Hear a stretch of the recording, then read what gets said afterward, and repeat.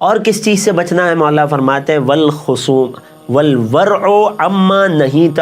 عنہ، تم پر لازم ہے کہ ہر اس چیز سے سفر زیارت کے دوران خود کو بچاؤ کہ جس چیز سے تمہیں شریعت نے منع کیا ہے، یعنی کیا ہر واجب کو پورا کرو اور ہر حرام کام سے خود کو بچاؤ۔ سب سے بڑی بنیادی مثالیں، یقیناً سفر زیارت پہ تو بے نمازی بھی نمازی ہو جاتا ہے، خاص طور سے اگر اربعین جیسی مناسبت ہو کہ ہر موقع پہ نماز کے اول وقت باجماعت نماز ہو رہی ہے۔ اگر اپنی زندگی میں انسان روزمرہ عادی نہ بھی ہو تو بھی وہ اول وقت کا نمازی ہو جاتا ہے۔ یہاں امتحان کب آتا ہے؟ اکثر ہم نے سفر زیارت کے دوران اس مثال کو دیکھا ہے، اپنی آنکھوں سے محسوس کیا اور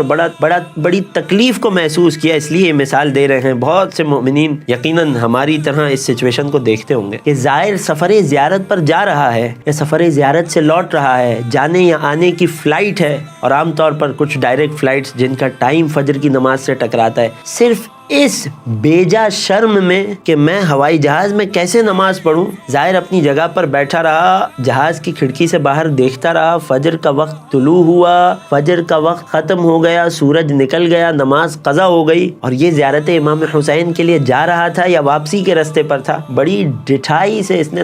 واجب نماز کو قضا کر دیا۔ کیا شریعت میں ان احکام کے حلول موجود نہیں ہیں، ان سچویشن کے سولوشن موجود نہیں ہے؟ بالکل ہے۔ ہوائی جہاز میں نماز پڑھنے کی جس قدر آپ کو عملہ اجازت دے اسی انداز سے آپ نے نماز ادا کرنی ہے، مگر واجب نماز نہیں چھوڑنی۔ آخری حل تو یہ تک ہے کہ اگر آپ کو ہوائی جہاز میں ٹربولنس کی وجہ سے کسی ایک پل بھی سیٹ بیلٹ ہٹانے کی اجازت بھی نہ مل رہی ہو، تب بھی آپ اپنی سیٹ پر بیٹھ کر نماز ادا کریں گے، لیکن آپ واجب نماز کو چھوڑ نہیں سکتے، صرف بیجا اور فضول کی شرم و حیا میں، فضول کے تکلف میں، اس انسان سے حیا کرتے ہوئے کہ نہ اس نے آپ کی قبر میں آنا ہے، نہ اس نے آپ کے لیے فاتحہ پڑھنا ہے، نہ آپ کو بخشوانا ہے۔ اسی طرح زائرہ زیارت پر جا رہی ہے مگر حجاب کی پرواہ نہیں ہے، کبھی سر کے 4 بال نظر آنے لگتے ہیں، کبھی تھوڑی سی نچلا گردن کا حصہ نظر آنے لگتا ہے، کبھی کلائیوں سے آستین بلند ہو جاتی ہے، کبھی جرابیں یعنی ساکس پہننا بھول جاتی ہے نامحرم کے سامنے، کبھی حجاب کر کے بھی بے حجاب ہے، بد حجابی کا شکار ہو رہی ہے۔ ہر اس کام سے اپنے آپ کو بچاؤ کہ جس سے شریعت نے منع کیا، واجبات اور حرام کو پورا رکھو۔